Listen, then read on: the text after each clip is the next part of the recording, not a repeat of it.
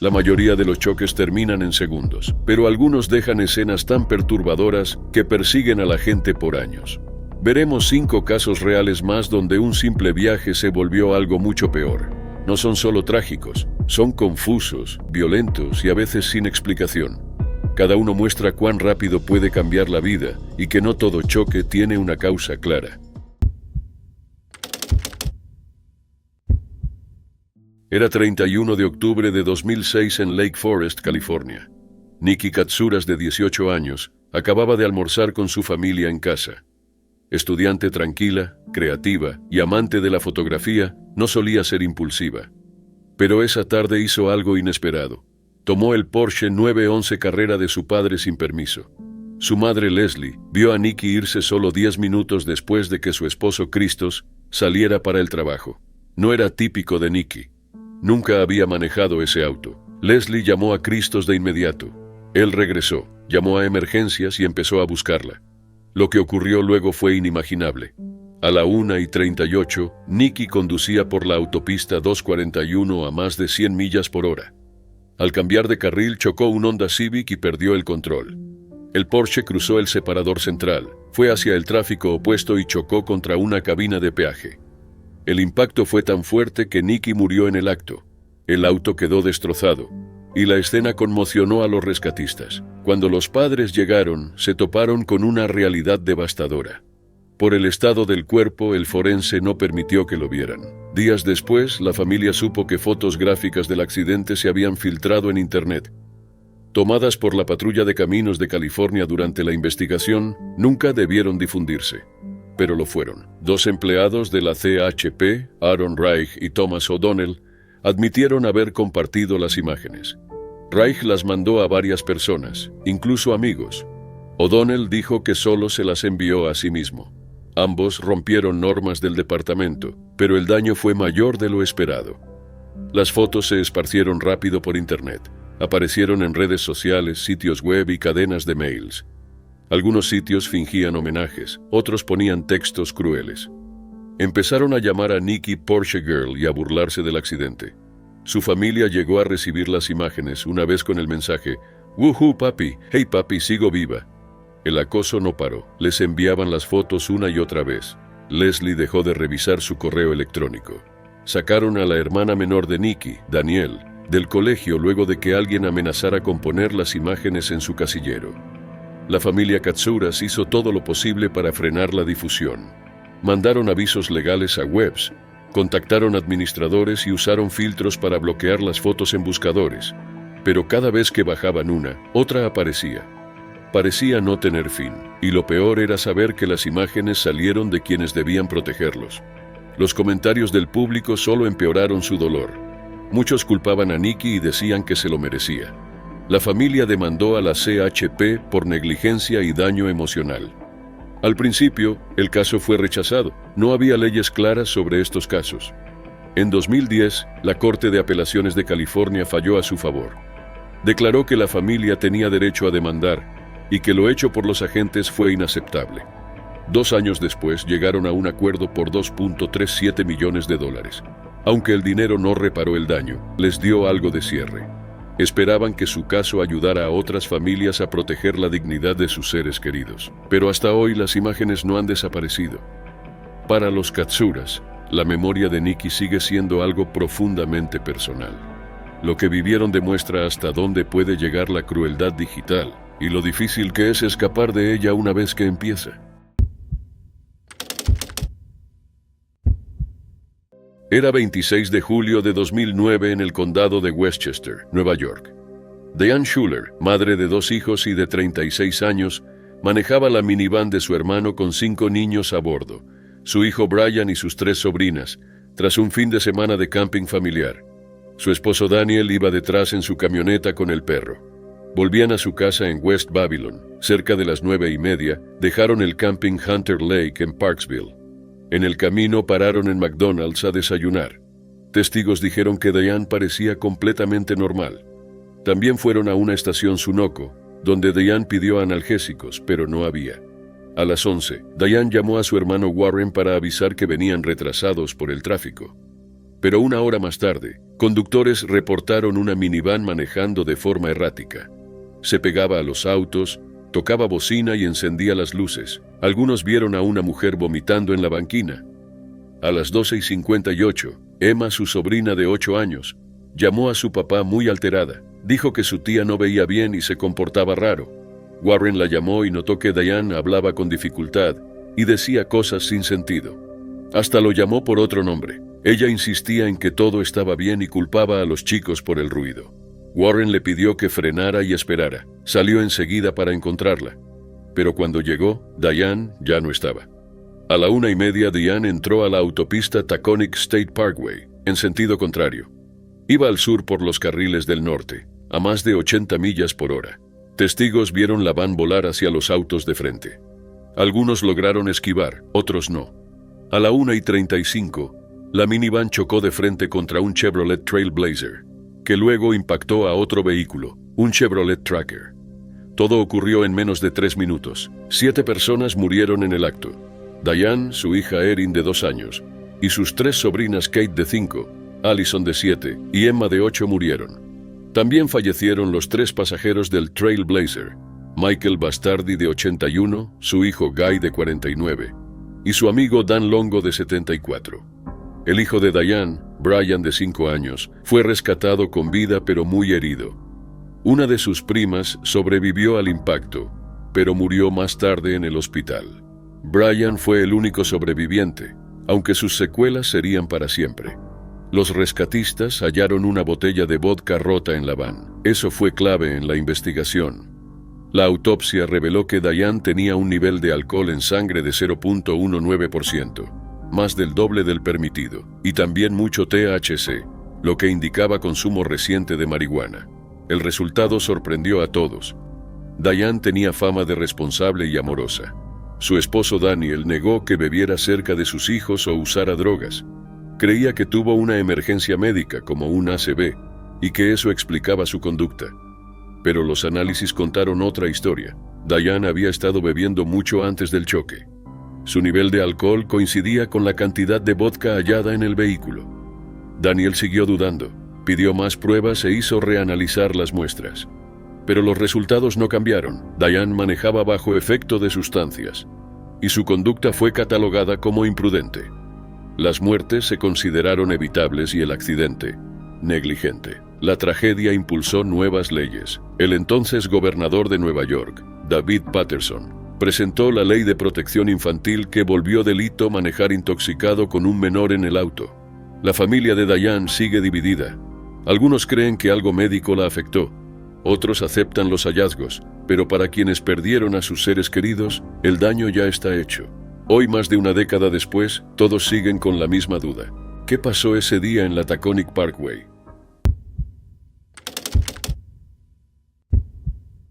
El 30 de octubre de 2015 en Los Ángeles, California, Richard Pananian, de 20 años de Burbank, se dirigía a su primer día de trabajo en el Glendale Collision Center.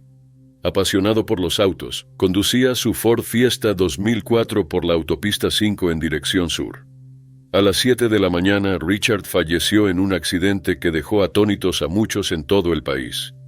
El 25 de octubre, su familia realizó un matag, un sacrificio tradicional armenio cristiano de un cordero, como agradecimiento a Dios por haber salvado la vida de Richard tras problemas de salud anteriores. Este ritual también se cree que ofrece protección contra futuros daños. Esa mañana, alrededor de las 7, Richard conducía por la zona de Griffith Park en la Interestatal 5. Testigos lo vieron a alta velocidad, cambiando de carril y adelantando por el arcén derecho. En un momento, su auto rozó la parte trasera de una camioneta Ford F-150 que iba a unos 50 millas por hora. El impacto hizo que el auto volcara varias veces, subiera por un terraplén y Richard fue expulsado del vehículo. Fue lanzado con tal fuerza que su cuerpo aterrizó a más de 20 pies de altura sobre un gran cartel de la autopista en la salida de Colorado Street. Al principio, los conductores pensaron que era una broma de Halloween, pero era real. El cuerpo de Richard yacía sobre el letrero, a la vista de los automovilistas. Los bomberos acudieron al lugar y para cuando llegaron, el tráfico estaba detenido. Utilizaron una escalera para cubrir el cuerpo con una sábana blanca. Pasaron más de 2 horas antes de que llegara un representante forense y bajaron el cuerpo del cartel. Investigadores de la Patrulla de Caminos de California confirmaron que Richard conducía de manera imprudente y no llevaba puesto el cinturón de seguridad. El oficial Edgar Figueroa declaró: «Cada vez que aceleras y no usas el cinturón, hay una buena posibilidad de que te lastimes». El portavoz del Departamento de Bomberos de Los Ángeles, Brian Humphrey, agregó que Richard ya había fallecido cuando llegó la ayuda. El accidente ocurrió cerca de Atwater Village, justo fuera de Griffith Park. Los investigadores cerraron ese tramo de la autopista durante horas.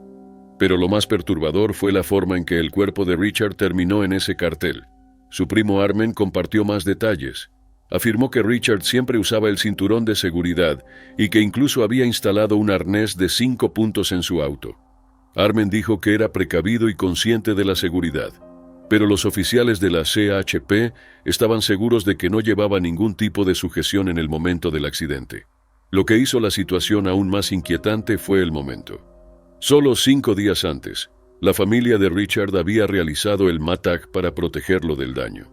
En una página de GoFundMe, Armen escribió: «En la cultura armenia, se hacen sacrificios cuando alguien escapa de la muerte, como cuando la vida de Richard fue una vez salvada». Armen calificó la situación de irónica. No solo Dios eligió quitarle la vida a este joven, sino que decidió hacer un espectáculo de ello.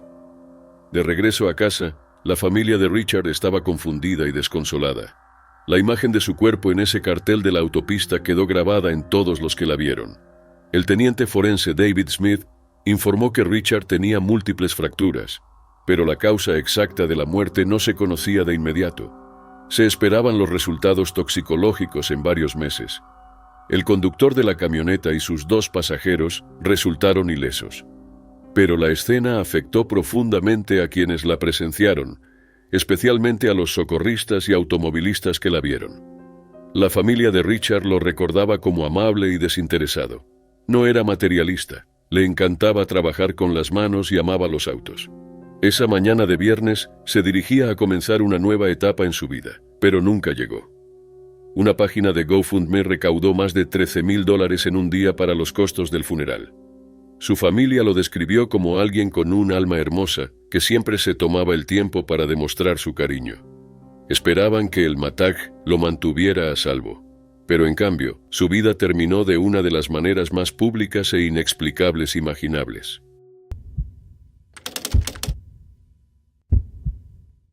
Era 20 de junio de 2024 en Riverside, Alabama, un pequeño pueblo de poco más de 2,000 habitantes, a unos 40 minutos de Birmingham.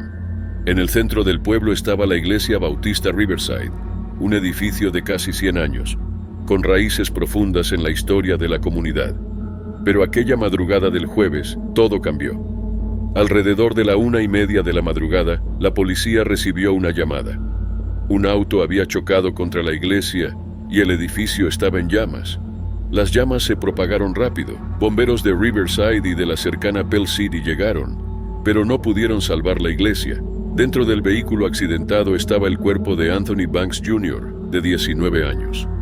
La policía dijo que perdió el control al tomar una curva cerrada cerca de la iglesia. Su auto se salió del camino, chocó contra el edificio y provocó el incendio. Las llamas fueron intensas. Anthony no sobrevivió. Acababa de cumplir 19, solo 17 días antes. Su madre compartió luego su dolor en línea, pidiendo ayuda para los gastos del funeral. Escribió: «Su vida ni siquiera había comenzado antes de que se la llevaran trágicamente. Amigos lo recordaban como amable, alegre y alguien que traía felicidad solo con su presencia. Pero la historia no terminó ahí. 3 días después, casi a la misma hora, en la madrugada del domingo 23 de junio, ocurrió otra tragedia. A las 12:53 de la madrugada, la policía de Riverside perseguía un BMW X5 del 2019. La conductora, que había tomado el auto sin permiso de un familiar, no detenía el vehículo. Pasó veloz por la misma zona donde había chocado Anthony. La conductora era Jennifer L. Arellano Maldonado, la novia de Anthony. Durante la persecución perdió el control. Salió del camino cerca de las ruinas de la iglesia quemada, chocó contra un muro de ladrillos y se incendió. No llevaba cinturón y quedó atrapada adentro. Igual que Anthony, no sobrevivió. 2 vidas jóvenes, 2 choques. El mismo lugar exacto, solo 3 días de diferencia. Las autoridades confirmaron la relación entre Anthony y Jennifer. La iglesia se volvió el sitio de 2 accidentes desgarradores. El choque de Jennifer agravó aún más las ruinas ya quemadas. Los bomberos dijeron que ambos choques provocaron incendios difíciles de controlar. En el caso de Anthony, las llamas duraron hasta la mañana siguiente e incluso requirieron apoyo aéreo. El Departamento de Bomberos de Riverside publicó un mensaje expresando condolencias a las familias y a la comunidad. Tras el choque de Jennifer, el agente principal Brandon Bailey confirmó que ella huía de la policía. El auto que conducía había sido reportado como perdido por un familiar. Iba sola en el accidente. El lunes, la policía confirmó que su choque fue en el mismo lugar que el de Anthony. La iglesia quedó destruida por completo. El alcalde Rusty Jessup dijo que planean reconstruirla. Un vecino local, Harry Swiner, dijo: «Me duele verla así. Espero que la reconstruyan y quede tan linda como antes. Era una iglesia muy bonita». Aunque la iglesia desapareció, el impacto emocional apenas comenzaba. Lo más duro fue cómo todo parecía conectado. 2 adolescentes en pareja, ambos muertos en accidentes con fuego en el mismo sitio, días apartados, casi a la misma hora. Los investigadores aún trabajan para entender qué pasó. No está claro si alguno de los choques fue intencional. La policía investiga factores posibles como fallas mecánicas, angustia emocional u otras influencias. La madre de Anthony sigue publicando tributos a su hijo. Un GoFundMe que creó había reunido $450 a mitad de semana. Escribió: «Mientras escribo esto, las lágrimas no paran de caer. Rezo para que todo sea una pesadilla de la que pronto despertemos». La Agencia de Aplicación de la Ley de Alabama y la Policía de Riverside siguen revisando ambos incidentes. Por ahora no hay respuestas claras, solo una iglesia destruida, una curva cerrada y 2 vidas truncadas de una forma que nadie en este tranquilo pueblo pudo esperar.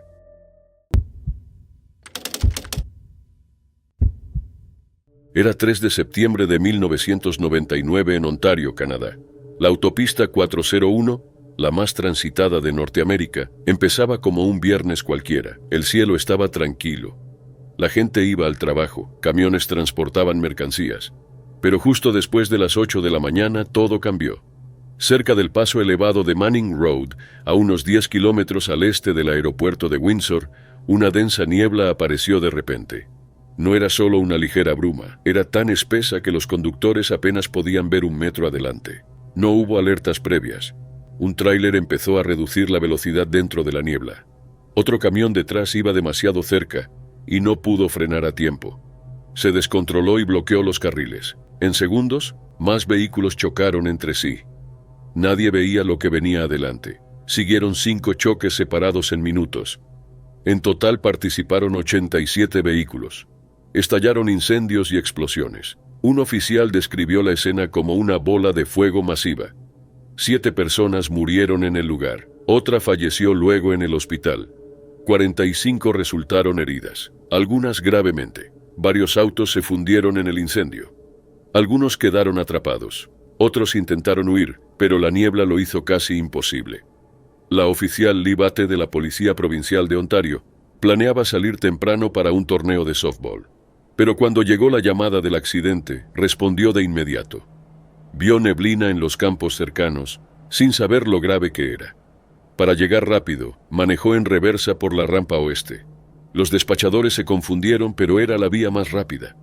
Al llegar vio autos amontonados, gente pidiendo ayuda y otros en shock. Momentos después, una fuerte explosión sonó a 25 metros.